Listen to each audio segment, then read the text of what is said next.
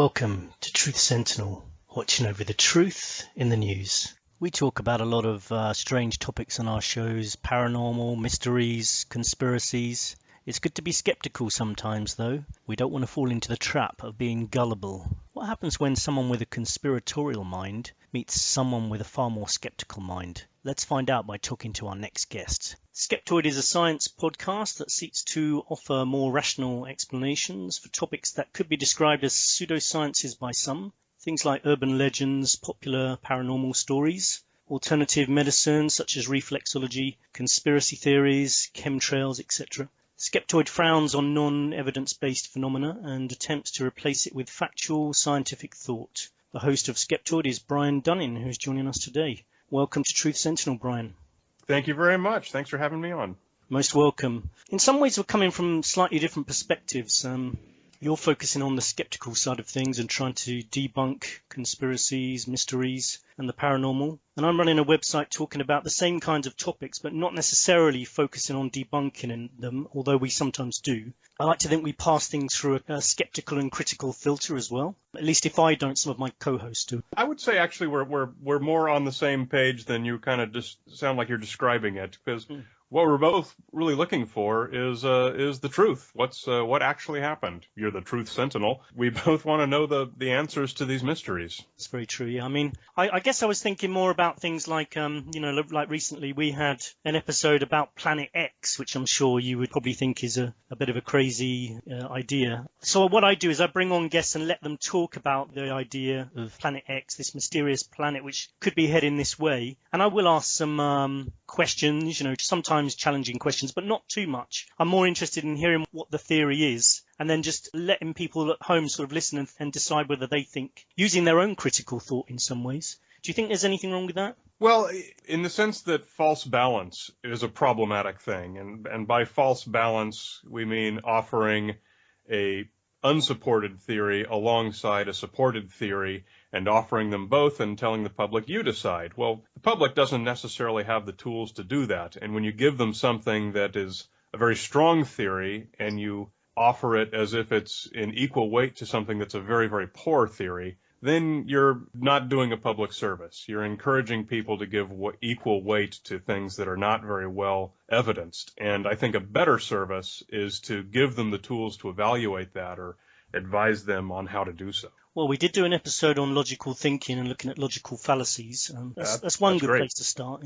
Yeah, that's a great tool. How long have you been running Skeptoid, and have you become more or less skeptical since its inception? Wow, that's a good question. I've been doing it. So the first episode was in October of 2006, so I'm coming right up on the 10-year mark. It's been a full-time job since 2008 and became a nonprofit in 2012. And so now I'm doing about 4 full-time people's worth of work. It beats digging ditches, but it is a tremendous amount of work because the podcast is just probably the main thing that I do, but by no means is it the only thing. There's also a couple of web series. We're always working on one or more documentary films. We're shooting a pilot for a TV series tomorrow, which we've done before, and they never go anywhere. But you got to try. So I'm pretty busy. But the question, have I become more or less skeptical? That's a great question. I would say I've become less cynical and more skeptical because when I think I got into this, I think that I mistook cynicism for skepticism, probably more than I should have.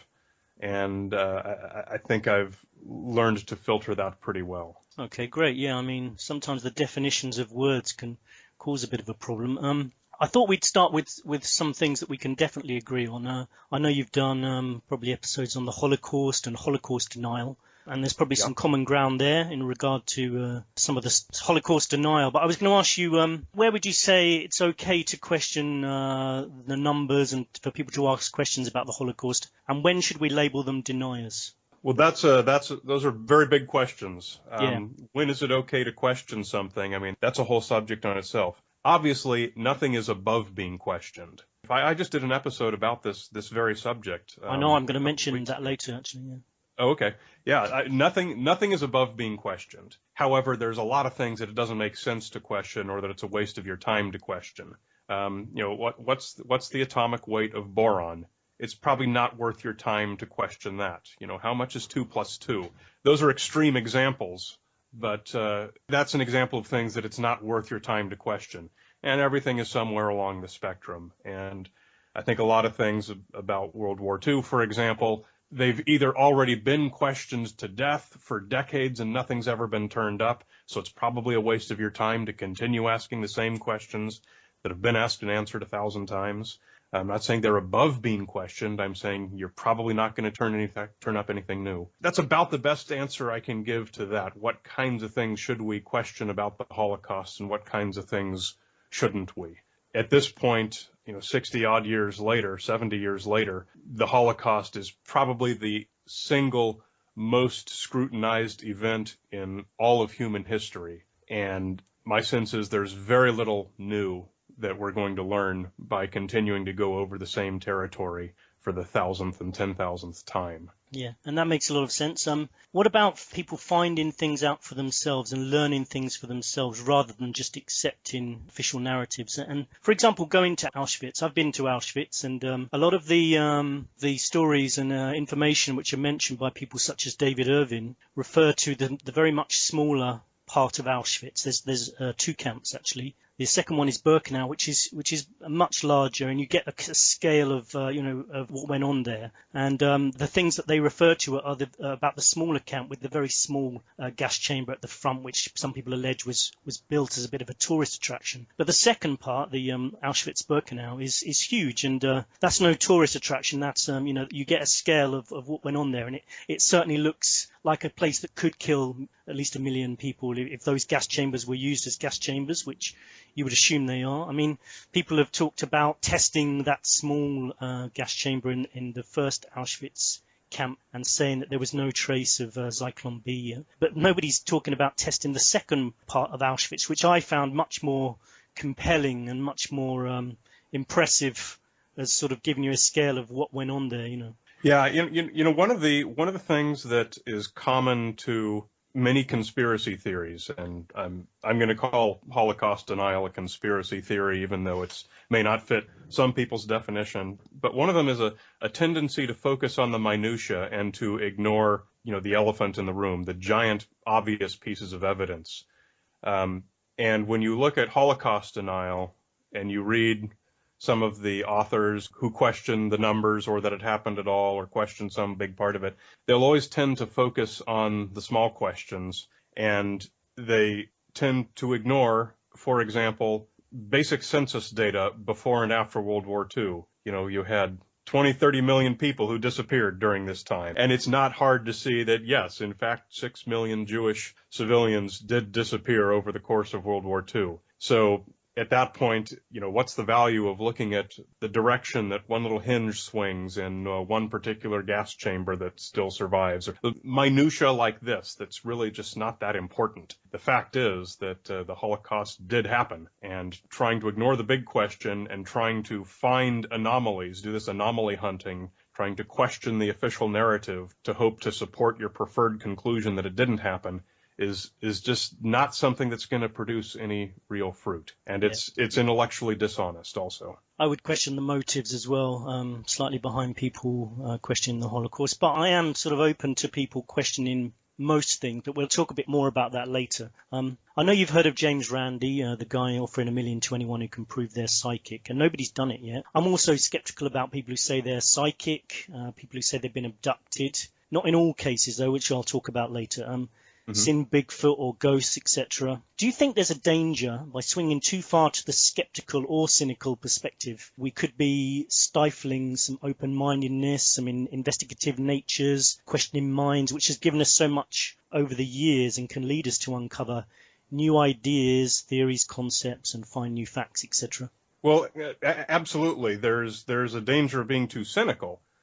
Being too skeptical, though, whether you can be too skeptical, then we have to go to definitions. And typically we define skepticism as it's a method. It's not a conclusion. It's a method of holding evidence to a high standard and really following the scientific method to uncover the facts, to find out what theory is best supported by the evidence.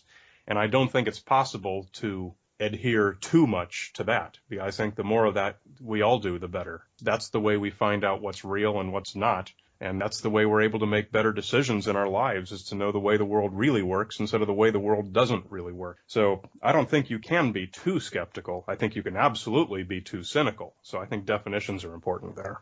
Yeah, I mean, when it comes to the paranormal, or what's classed as paranormal, do you think that science could sometime in the future accept some of these ideas, though? Like, I'm just speculating here, this is just an example. Science might even one day come to the conclusion that there are electrical imprints of past human entities that hang around and are detectable in some way. So can we be sure ghosts don't exist and that some people haven't seen them? No, that could happen today. That could happen today if somebody discovered evidence of that. That's the beauty of the scientific method, is that theories are always in motion. Theories are always in flux. They're always open to being updated as better information emerges. So if information like that ever did emerge and was reproducible, you would very quickly see science embracing that with great enthusiasm. What every working scientist hopes to do in their career is to make a new discovery, and very few of them ever do. Almost all working scientists go through their entire careers and never discover anything new. It's a lot of time at the incubator, at the microscope, coming in at 3 a.m, because that's when your incubation period has to change. And it's very hard work, and it's a drag, and everyone would love more than anything to finally make that big breakthrough. So you won't talk to a scientist in the world who wouldn't be absolutely thrilled to discover the kinds of things you're describing. And talking of discovering, self-discovery, getting people to work things out for themselves, not just listening to lectures. Do you think that's a good idea? I mean, let's look at something like the flat earth theory. I know it could be a crazy idea for some, and I certainly believe the world is spherical. But there's one thing I do like about these flat earther guys, is that they're starting from the real base level of not accepting anything they're told. I know that there are certain things, like you said, 2 + 2. There's no need to question that. But to actually say, I'm going to start right from the beginning and just work things out for myself, they might be wrong, but isn't there anything to be admired about that? Well, we certainly admire the spirit of adventure and the spirit of wanting to learn. It's hard to do, though, if you don't have the right tools. In fact, you're probably more likely to come to a bad conclusion than a good one, just because the fact that how the human brain works, it's hardwired toward anecdotal thinking. We embrace and we seek out explanations that seem to make sense and that seem to answer the questions. And that doesn't necessarily mean that they hold up to scrutiny very well, but they seem to be the answer that we're looking for. That's what people are hardwired to accept. We all are. You are. I am.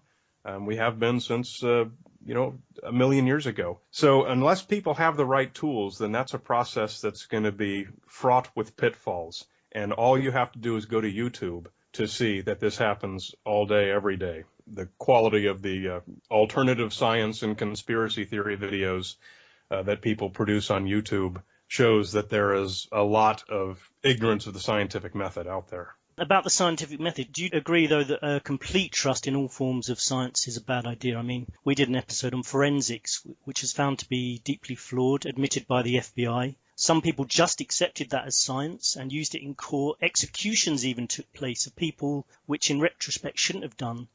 The field of forensics has been shown to have major flaws, and now you've got projects such as the Innocent Project trying to seek and help the victims of people who trusted in science too much. Yeah, and that's a perfect example of what I'm talking about when I say that science is inherently a self-correcting process and that our theories are always improving. And as we discover that certain things we thought were wrong in the past, we improve our theories and we move on with better information. I mean, that's why 5,000 years ago, you look at some of the pre-scientific alternative therapies that people were relying on in the world. We now know that those are completely unscientific and useless, and medicine has improved immeasurably. Because of humans' tendency to favor anecdotal thinking, there's people who reject the fact that knowledge improves over time, and they go back to pre-scientific levels of knowledge. So for somebody to spin the wheel and choose your favorite alternative therapy, for someone to embrace that is tantamount to saying, no, let's insist on forensic sciences that we know are no longer valid, and let's reject the scientific criticisms of those. So it's it's really strange for me when I see someone who's excited to learn, hey, we just learned that a lot of these forensic sciences that we've been relying on for so long are wrong. They're excited to learn that, and yet they still insist on embracing scientifically unproven, disproven alternative medical therapies. It's a step in the right direction, but it's clear that there's a lot of work to be done. What about multiple anecdotal witnesses? I'll refer to Travis Walton. I know you've looked at that case. I mean, and most people find that if you're going to look at a UFO story, that's one of the most compelling, because you've got, I think it was 6 other people who saw the same thing. They've all stuck to their stories over the years. There are conflicting versions of the story, but why should we trust the version that's non-conspiratorial compared to the one that some people would label as conspiratorial, that it really happened? I mean, it's quite compelling. I saw a documentary with some of the guys that hadn't spoken for a number of years. 2 of them decided to speak, and this isn't science, but I looked at their body language. Well, in some ways that is science. I looked at their body language and they looked traumatized. They didn't look like they were particularly happy about wanting to talk about the topic. And if I was to take a guess, I would say that they were telling the truth. These 2 guys, they were telling the truth of at least what they thought they'd seen that day.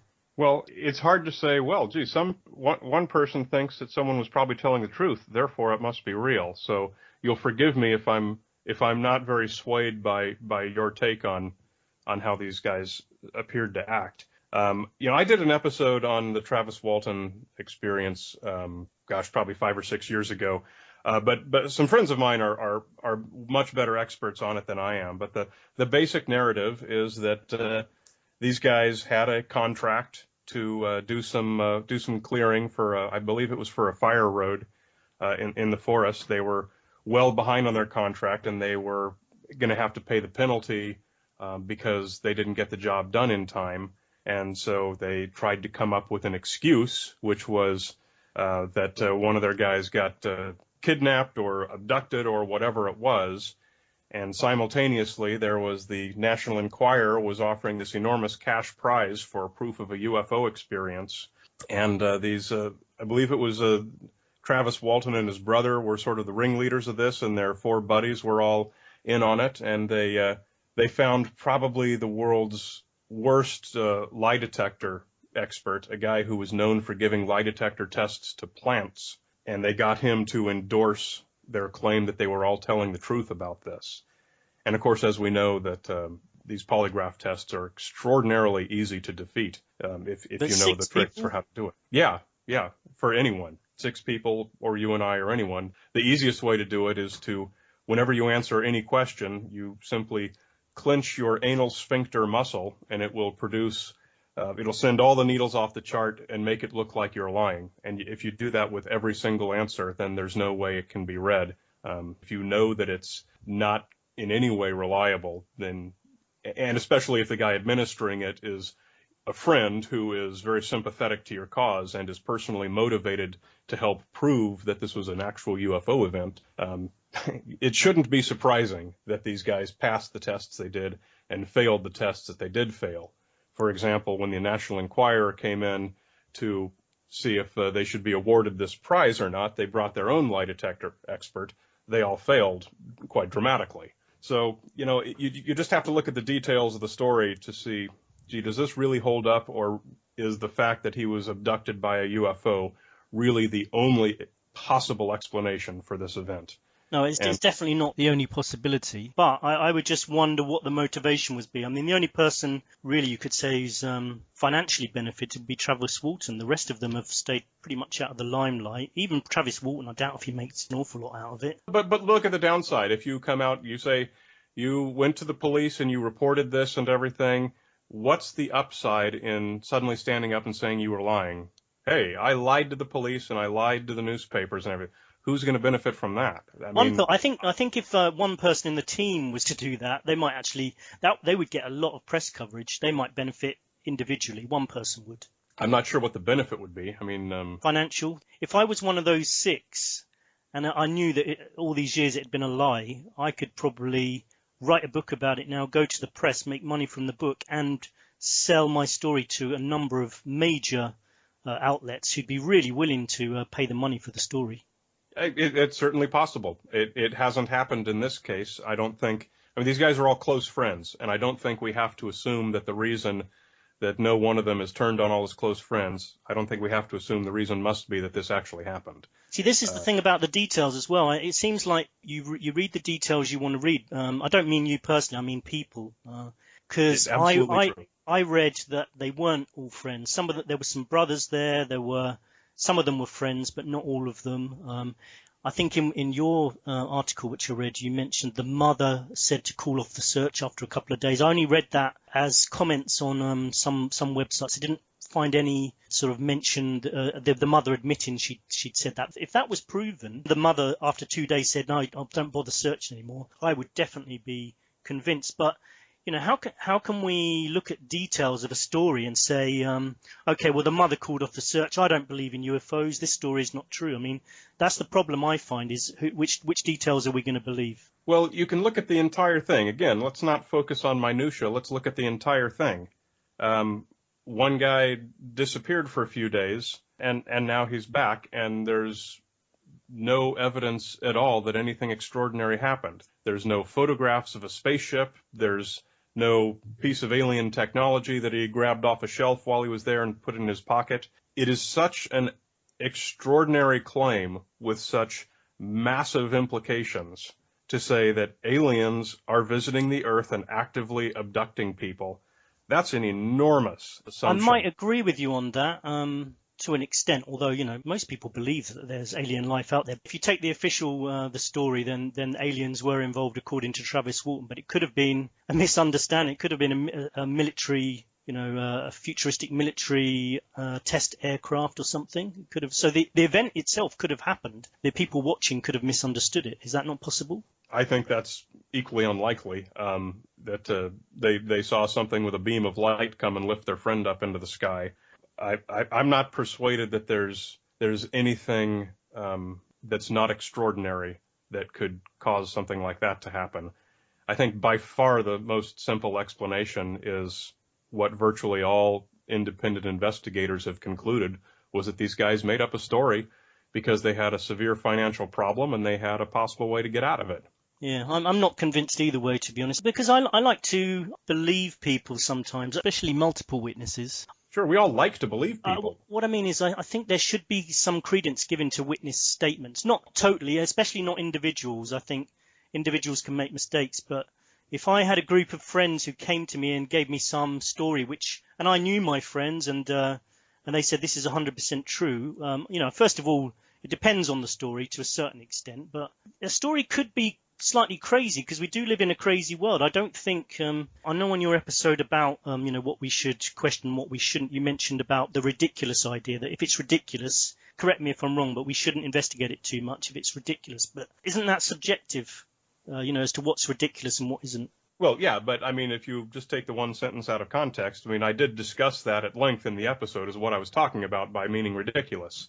Mm-hmm. And that's, for example, the example I gave was, that the desk I'm sitting at right now is a hologram, or, that I'm part of some giant experiment, or things like that are so far out there that can't be proven or disproven. Look, I might be wrong about this, because that sort of sounds a bit like what David Icke talks about. But you say it couldn't be a hologram, and that sounds sensible. But aren't there some scientists that say we kind of live in an electrical universe of, where matter is connected to electrical, things? So in some ways, could someone, again, talking about definitions, could someone interpret that the atoms that make up a physical object are in some ways a kind of hologram? Well, I think you're speaking more philosophically than scientifically. Obviously I tend to do that. Yeah. Electromagnetic is obviously very key to everything around us. The reason I can't punch my fist through my desk, for example, even though my fist is almost all empty space and the desk is almost all empty space, it's because of electromagnetism that I can't punch my fist through the desk. It's because you haven't been practicing karate enough, Brian. That's that too. and the whole idea of, we live in a simulation, for example, that's also a philosophical discussion. It's not a science discussion, because by very nature of the thought experiment, we're talking about a case where any evidence is just part of the simulation. So it's really just a thought experiment. I thought there was a scientist that has said that that's a testable theory and has tried testing it. You know, I had heard these things too, and so I was actually going to do an episode on this about 2-3 months ago, and I did spend about a week looking into it, and everything that I had hoped was going to be a science-based proof or disproof turned out to be a purely philosophical discussion. So I decided, my show's not a philosophy show, so I decided it was outside of my scope, which was a little bit regrettable because I was pretty excited about the idea. You know, one of the things that I'd heard was, there's a maximum energy level for a cosmic ray that can be accommodated within computer circuitry or something along that nature that sounds kind of cool. Like, that'd be cool to research what that's about. I also remember hearing about a proof that we cannot be living in a simulation, and despite all my efforts to investigate that, it all came down to philosophical discussions and no hard science. So I abandoned it. Yeah, I quite like the idea. I heard a fringe, I'll just say fringe scientist on one of those documentaries that he was called a scientist anyway, who said that the chances of us not living in a simulation are pretty remote, which I thought was kind of interesting and scary at the same time. Yeah, and that's what Elon Musk is always tweeting about. He's on board that ship as well. Okay. Changing the subject slightly, I know one of the things you mentioned is that, and I know you admit that the government are not beyond making mistakes and lying to the public.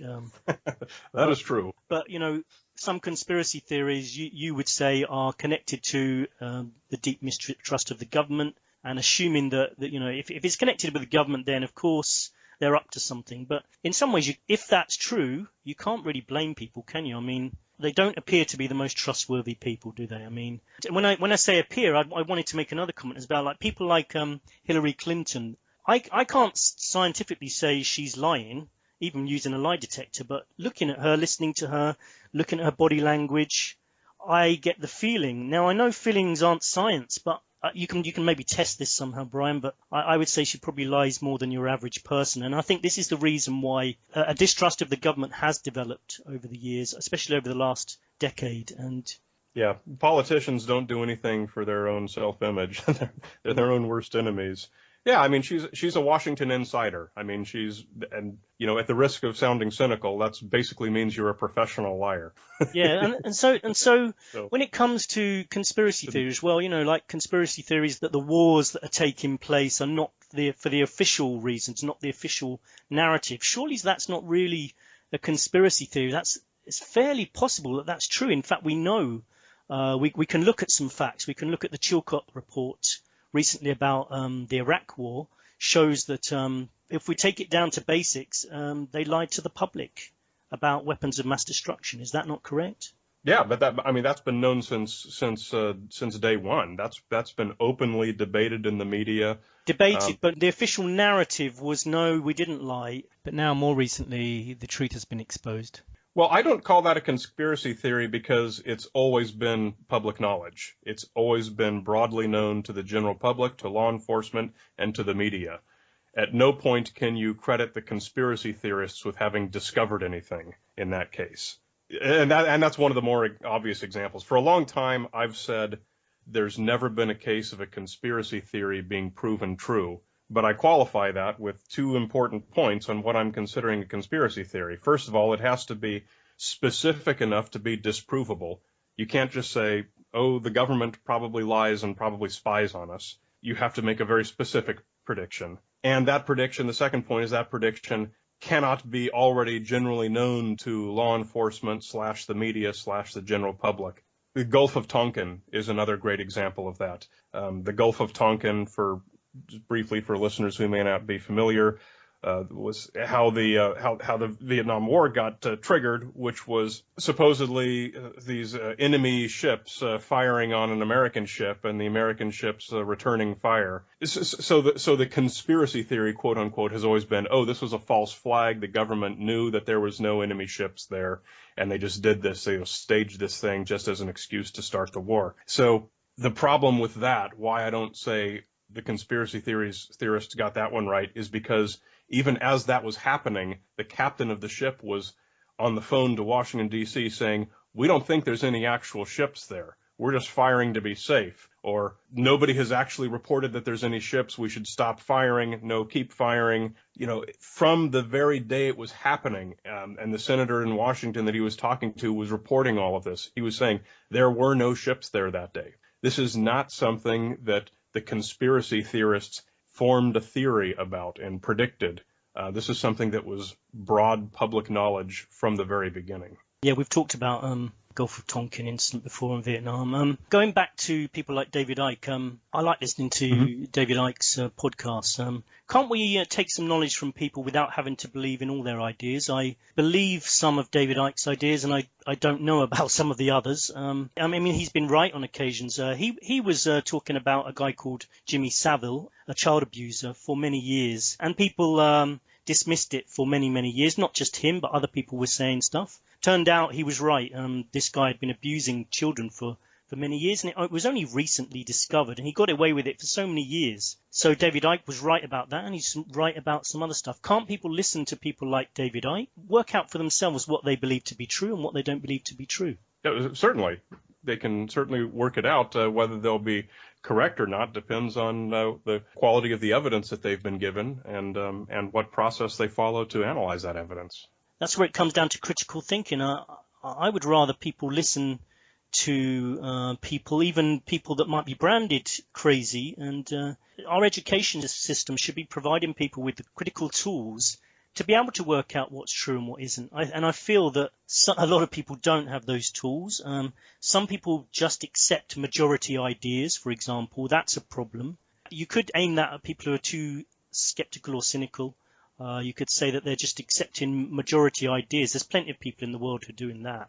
A conspiratorial mind, a questioning mind, is a good thing. But again, it comes down to definitions. Yeah, it does. I certainly agree with you on the critical thinking education. Certainly in American schools, when we have a class on critical thinking, it's typically about Socrates and logic questions and philosophy and things like this, instead of using specific examples that students can directly apply to their life today. Talk about current events, talk about things that are popular in culture today, that are relevant to our lives, that are not being adequately scrutinized by most people. That's part of the reason that Skeptoid Media became a nonprofit, is so that we could produce free educational materials, trying to provide teachers with freely downloadable lesson plans for truly relevant critical thinking classes.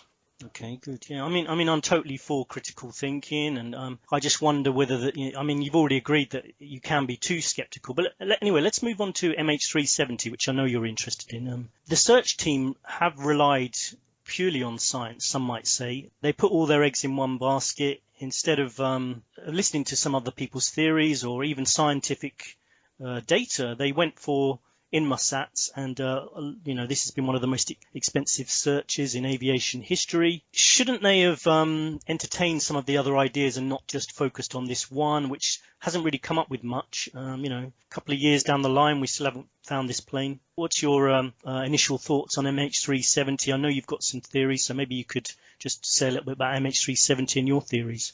Yeah, well, the theory that I've always agreed with as most likely is the one that pilots were putting forward, on pretty much the day and the days after it happened. And that's that there was some sort of a problem on board, very likely an electrical fire. Smoke got into the cockpit. And when there's a problem on a plane, pilots follow one very important mantra, which is aviate, navigate, communicate. The first thing you do is you aviate, you fly the plane, you make sure your plane isn't crashing. Once you've got that under control, you then navigate. You worry about where you're headed, where you're going, where you need to go. And once you've done both of those things, only then do you communicate, which is get on the radio and say, Houston, we have a problem. So it's not at all surprising that they never got as far as the communicate phase. They made maneuvers that were consistent with turning around to head for the primary alternate landing site, and most likely they became incapacitated, and the plane continued on autopilot until it ran out of fuel. It's very what happened to the famous case of what happened to Payne Stewart, the golfer, whose plane took off for reasons that I don't believe were ever determined. The pressurization system didn't come on, and everyone was very quickly incapacitated. And it can be surprising how quickly that happens, that pilots can realize they can become incapacitated before they're able to react. It's not like, oh, I'm getting sleepy, maybe we should, descend. They were just out. And that plane continued until it ran out of fuel. It was being chased by F-16s. Pilots were looking in the windows and said, hey, the windows are all covered with ice. We can't see inside the cockpit, because everyone inside was dead and frozen solid, and it ran out of fuel and crashed in a field, and everyone was killed. It's probably very similar what happened to MH370. Once the pilots were incapacitated, doesn't matter if the passengers and crew were also incapacitated, because this was post 9/11 and we had the security door on the cockpit. The plane continued on its course, ran out of fuel, and dropped in the drink. I've never seen anything compelling to question that that's what happened. I mean, certainly we can question, and I don't agree with your assessment that the investigators have not been following up very many leads. NTSB people that I've spoken to, they follow up absolutely everything, no matter how goofy it is. So far, if they have turned up anything that casts significant doubt on that, I haven't heard what it is. Now, your theory is, I wouldn't rule it out, of course, although I would say that would be really one very quick fire that happened at the exact precise moment, which would be a great opportunity for somebody who was wishing to do something with the plane when they were between two airspaces. That was the perfect opportunity to do it. So that's a little bit of a coincidence. I know that's not conclusive. I would just say that your theory wouldn't be the only theory. And in fact, I've heard pilots write that the flight, as detailed by Inmarsat data, shows that it was under manual control, and even the flaperons that have been found suggest that it was landed or it was ditched into the sea, some people are saying. They're pilots as well. They've got a lot of aviation knowledge. They're saying that it shows all signs that the pilot was in control to the very end, and there's the suicide theory. I would also say there's a possibility of a hijack theory as well, a hijack that went wrong. That's been labelled as a conspiracy theory. Do you think it's right that that's a conspiracy theory, that there could have been a hijack? I would say that if the theory includes the fact that the investigators know this and are covering it up, in that case I'd call that a conspiracy theory. But I think it's the fact that a hijacker somehow got into the cockpit and somehow triggered events that happened or one of the pilots did it himself. Co-pilot, I think maybe. That's a reasonable theory, not a conspiracy theory. I would say hijack theory is almost equal a possibility anyway. As to a cover-up by authorities, I wouldn't rule that out. The Malaysian government, they're an extremely corrupt government. I believe they would cover up something. They are a corrupt government. Don't corrupt governments cover things up? Sure.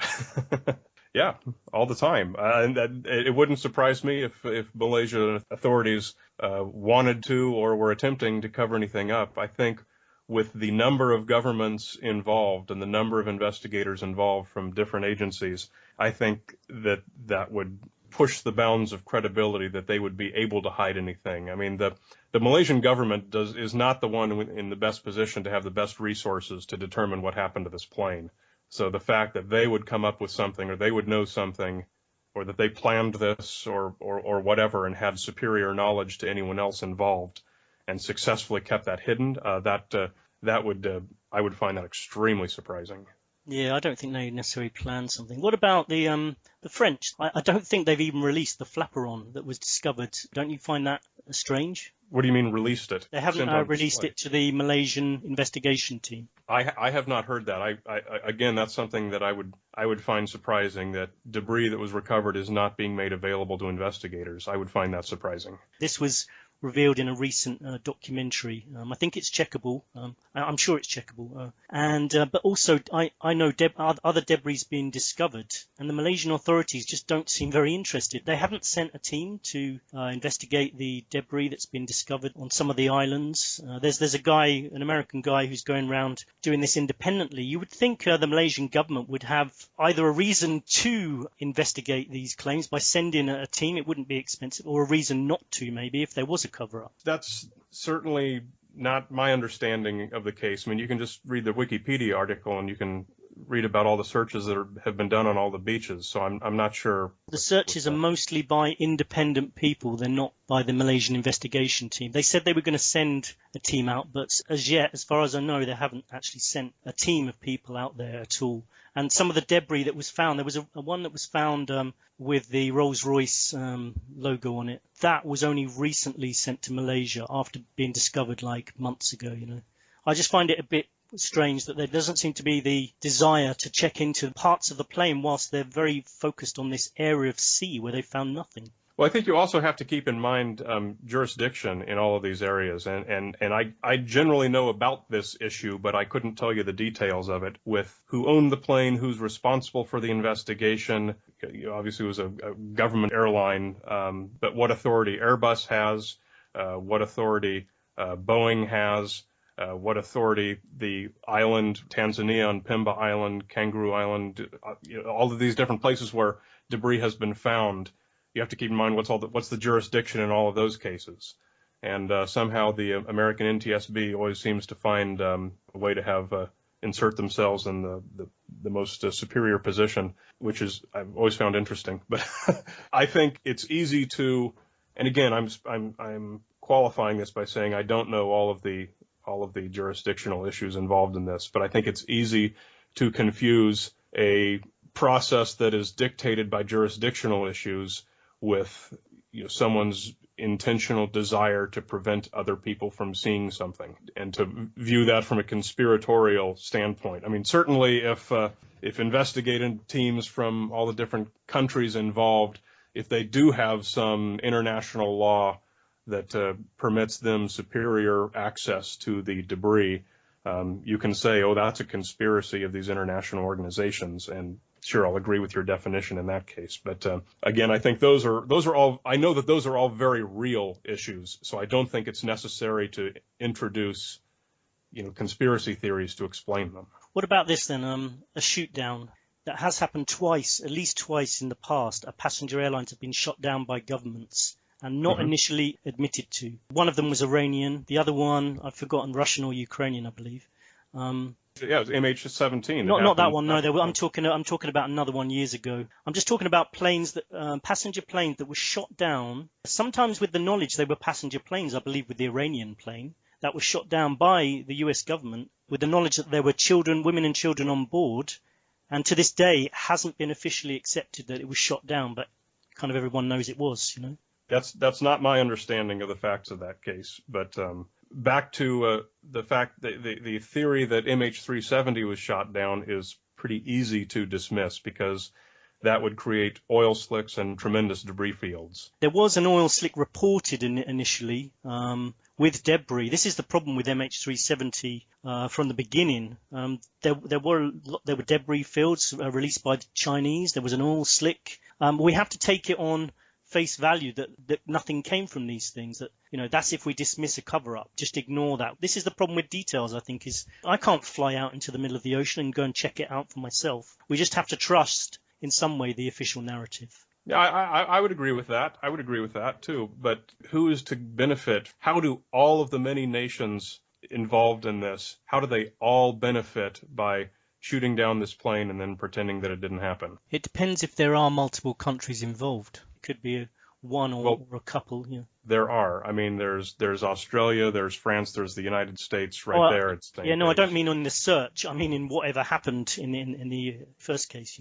Well, it's kind of the same thing. If you say the plane was shot down and then searchers went out there, found the debris in the oil slick, but then were somehow compelled to report, no, it was nothing. Then again, you're asserting a pretty far out conspiracy. I would agree to a certain extent, although I could see a scenario where there was maybe an accident and all parties agreed that admitting to this was not good for international relations of some sort. There could be a reason anyway. I would be interested to see what that reason is. Without any notion of what type of thing might possibly satisfy that theory, I don't find it very, very plausible, but I'd certainly be interested to hear about it. Yeah, no, I'm always interested to hear about the theories about MH370, and maybe we do actually need a bit more to go on with MH370. Maybe that's why there are so many theories out there. Some people have a lot of theories which can be dismissed straight away if you look at the facts. I mean, I'm not dismissing your theory, but There was the SATCOM system that was that some pilots say could only have been rebooted manually, which happened an hour after it disappeared. That would kind of go against a kind of fire on board, wouldn't it? Yeah, I've read about that, and I've heard theories being discussed all over the map on that. Yeah. And I don't think we have enough information to make a firm declaration on that. That's the case with this whole thing. We just don't have enough information on anything. We've got these few locations. There's the arcs from the satellites. We can draw an arc on a map saying, hey, the plane was probably somewhere along this arc at this point in time. It's things like that. That's like the only data that we have. We don't have anything from the plane that tells us for sure what happened to the plane. Certainly none of the few debris pieces have explosives debris in them or anything like that. We just have a lot of questions. We do. We have a lot of questions.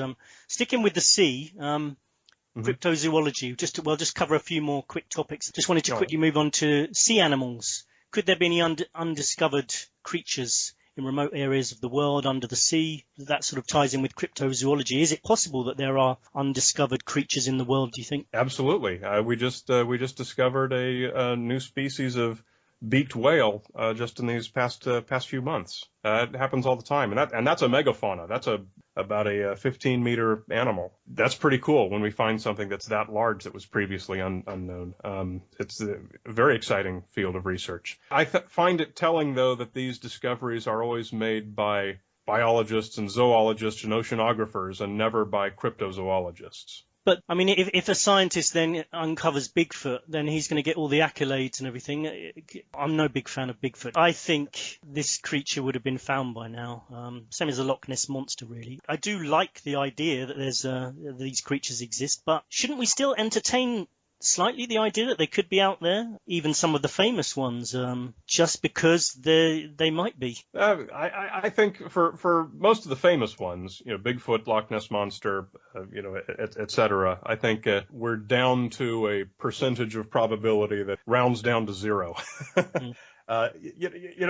People talk about, okay, well, there's this scientist and that scientist who believe in these things, and as has been pointed out, I think that's probably an appropriate allocation of resources, considering the likelihood that we've got, 1% or less than 1% of actual credentialed working scientists who are on these cases. I think that's an appropriate allocation of resources.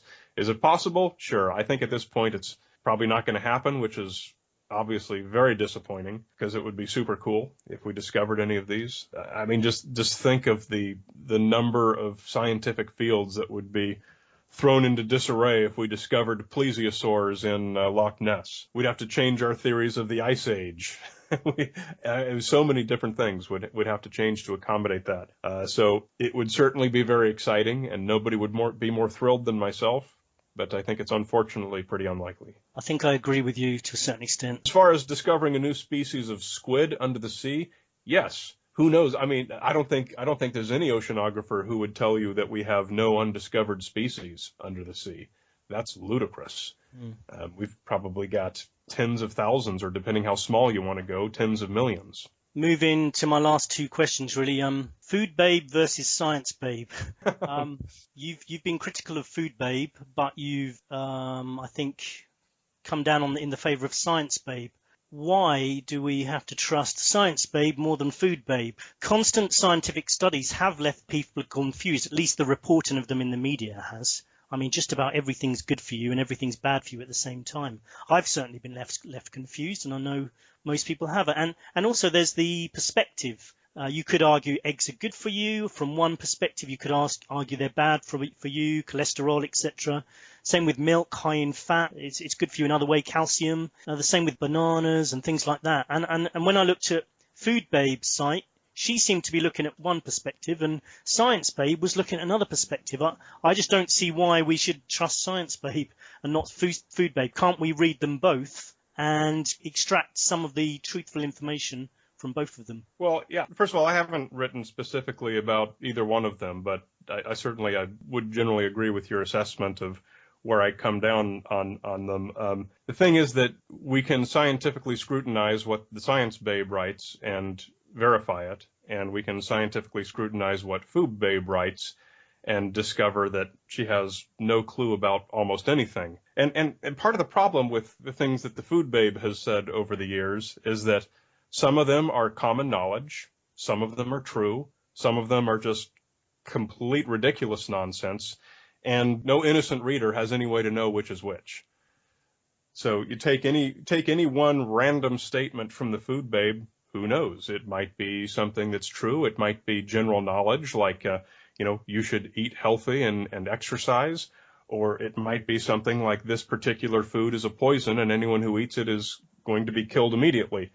She tends to vilify all kinds of things. And, again, I'm going to go back to something I said a little while ago, that let's not get hung up on the minutia, and let's look at the big overall overriding fact, which is humans are omnivorous. We can eat anything. We can eat quite well on just about anything. Any food can be part of a healthy diet or an unhealthy diet. People just simply need to relax about their food. Can McDonald's be part of a healthy diet? Absolutely it can. In fact, if you take a Big Mac and look at it as a meal, that's actually a really darn good meal. It's only 510 calories, which is not that much. It's certainly nowhere near what you get from any restaurant meal.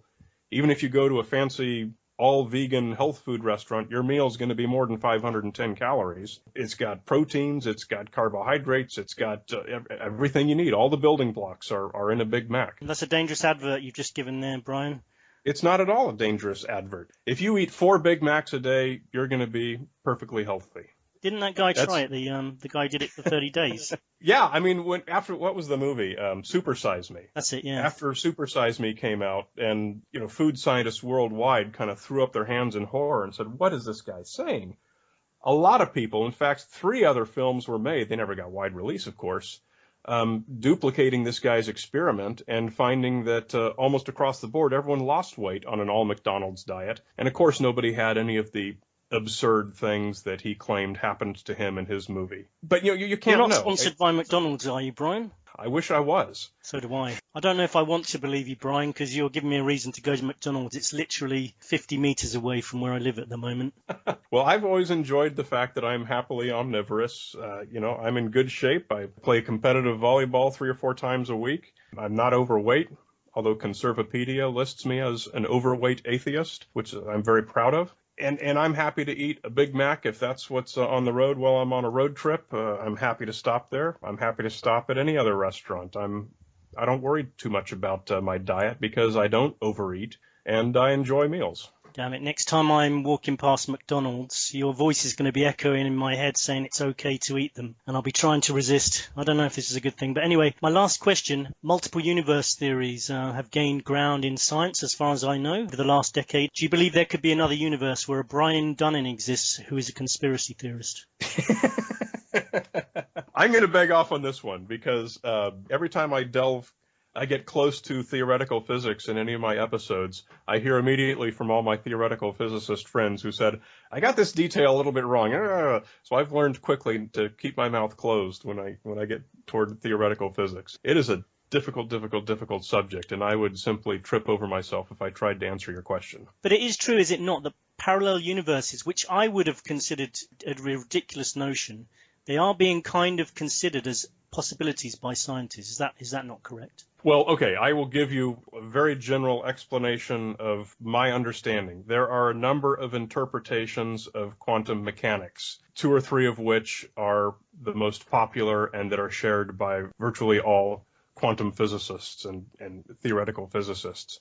And in, I believe, 1 or 2 of these interpretations, it doesn't accommodate these multiple universes in which, we speak of particle wave duality and how a particle takes every possible path. So we have a universe in which every possible thing happens. That's one. And we've got these theories that include bubble universes. But there's also interpretations of quantum mechanics that don't require that these things be introduced. So you're speaking about something that is highly theoretical. Certainly, I was going to say not proven, but even that's not completely correct because in these mathematical models, these are requirements, which is why the theories exist. So it's just wickedly complicated, and it's something that if I had 5 lives, I would dedicate one of them towards studying this. But outside of that amount of free time available, I don't think I'm going to stick my foot in the pool. So you heard it here. Brian Dunn admits that there could be a Brian Dunn in another universe who's a conspiracy theorist. Just joking. Thanks very much for joining us, Brian. Been great getting your perspective, and you've been very reasonable, I have to say. So thank you very much. Really enjoyed talking to you. I'm sorry if it wasn't good enough radio. I can be less reasonable. No, I'm just joking. And I guess, as I said from the beginning, I like to be skeptical as well sometimes, and I like investigating these topics. And I guess you do too. I think we do have different perspectives, but they're not as far as people might think, including myself. So I agree. Mysteries is what it's all about. I love solving mysteries, and I'm sure you do too. I do indeed. I'm off to McDonald's now. In the meantime, have a good day, Brian. Take it easy, and maybe we can chat again sometime in the future. Thank you very much for having me on, sir. Cheers. Thank you. Thanks for listening, everyone. Hope you enjoyed today's show. Come and check out our website at www.truthsentinel.co.uk. Remember, you can win a holiday for two to Shangri-La. If you're not sure where that is, check it out on Wikipedia. You can also find us on YouTube. There's over 65 episodes on there. If you type in YouTube, Truth Sentinel with Scott, you should find us. Okay, thanks a lot. Have a good week. Goodbye.